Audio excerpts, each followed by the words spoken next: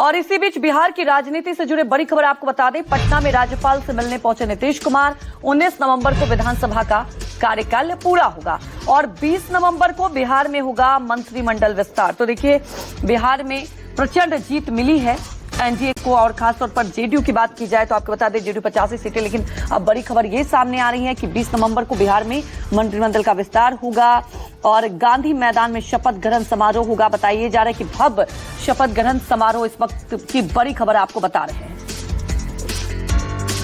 बिहार विधानसभा चुनाव में एनडीए को मिली शानदार जीत पर बात करने के लिए राष्ट्रीय लोक मोर्चा के अध्यक्ष उपेंद्र कुशवाहा हमारे साथ हैं। सर, पहले आपको जीत की बहुत बहुत बधाई। आपको उम्मीद थी इस बात की कि एनडीए का इतना जबरदस्त परफॉर्मेंस रहेगा? देखिए, एनडीए को बहुमत मिलेगा, सरकार बनेगी, यह तो पहले ही से लोगों का रुझान देखकर स्पष्ट था, कहीं कोई कंफ्यूजन था ही नहीं। हाँ, इतनी बड़ी जीत मिलेगी यह भी इलेक्शन कैंपेन आधा जब हम लोग क्रॉस कर रहे थे उस समय दिखने लगा था कि इस तरह का ही रिजल्ट आएगा, क्लीन स्वीप मिलेगा। नीतीश कुमार ने आखिरी कैबिनेट की बैठक की, उन्होंने इस्तीफा दिया अपना और राज्यपाल ने कहा कि कार्यवाहक मुख्यमंत्री के तौर पर आप काम करते रहिए। नीतीश कुमार ही 10वें बिहार के मुख्यमंत्री हो गए, इसमें कोई सस्पेंस कोई नहीं, बिल्कुल कोई सस्पेंस नहीं है, न अभी सस्पेंस है न पहले सस्पेंस था। एनडीए में पहले ही से तय था, सरकार बन ही रही है, सरकार बनेगी, नीतीश कुमार ही मुख्यमंत्री बनेंगे। तो अब तो सारी चीजें स्पष्ट हो गई है, तो नीतीश जी ही ओथ लेंगे, यह बिल्कुल फाइनल है। और डिप्टी सीएम?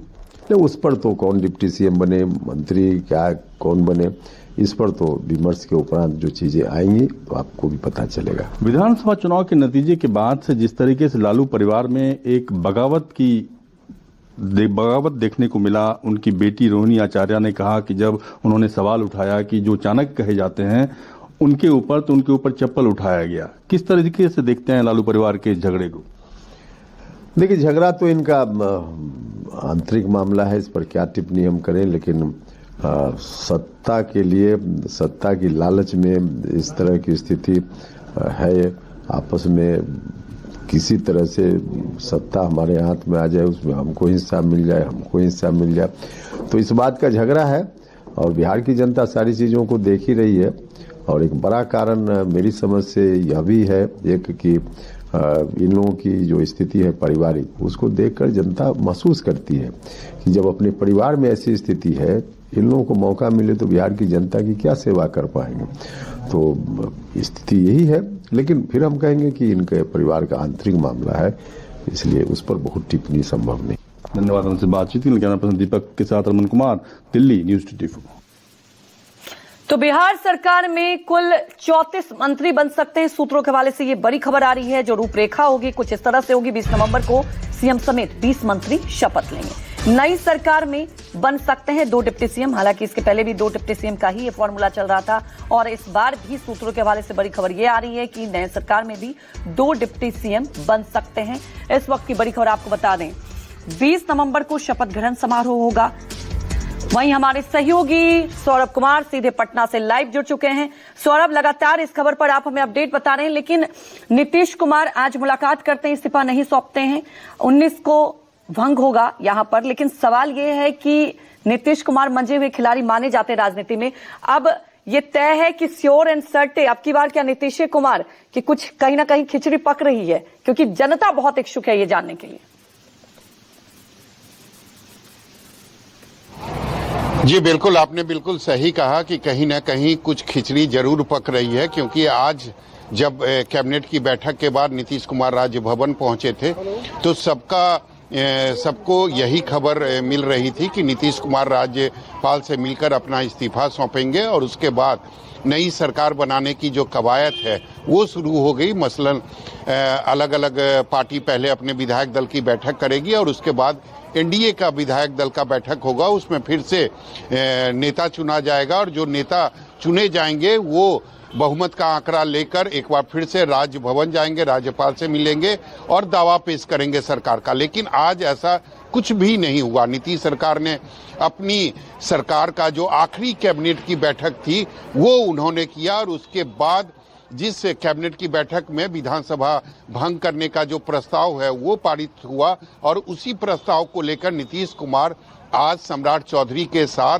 राजभवन पहुंचे, राज्यपाल से उन्होंने मुलाकात की और उसके बाद उन्होंने लेटर दिया।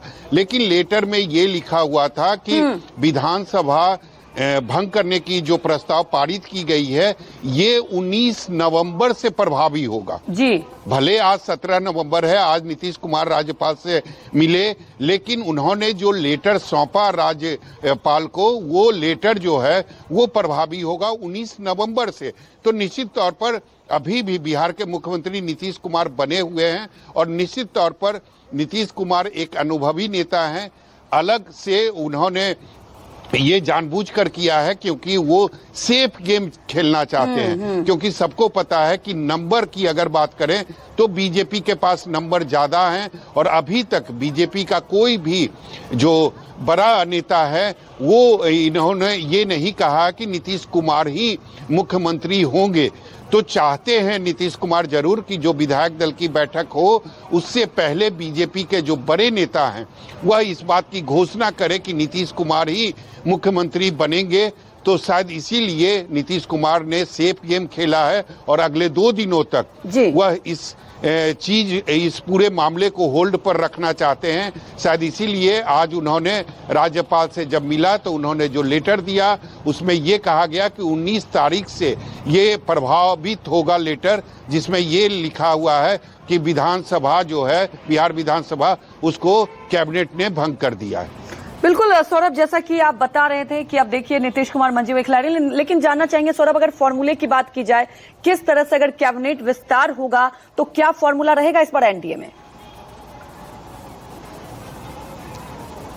जी बिल्कुल, कुछ चीजें साफ तौर पर स्पष्ट हो चुकी है कि 20 नवंबर को पटना के गांधी मैदान में भव्य शपथ ग्रहण का आयोजन किया जाएगा, जिसमें शामिल होंगे प्रधानमंत्री नरेंद्र मोदी, गृह मंत्री अमित शाह के अलावा जो एनडीए शासित जो राज्य हैं उसके मुख्यमंत्री भी इस भव्य समारोह में शामिल होंगे। और जो कैबिनेट का स्वरूप होगा, मुझे लगता है कि वो जो नंबर हैं उसके आधार पर कैबिनेट का स्वरूप तय किया जाएगा और 6 जो विधानसभा की सीट है 6 में से 1 यानी 1 मंत्री पद दिया जाएगा। अगर उसके हिसाब से देखा जाए तो बीजेपी के खाते में 15 मंत्री उनके खाते में आएंगे। अगर जदयू की बात करें तो बिल्कुल सौरभ, जो समीकरण आप बता रहे हैं और लगातार हम अपने दर्शकों को भी बता रहे हैं, हमारे साथ जुड़ने के लिए आपका बहुत बहुत शुक्रिया।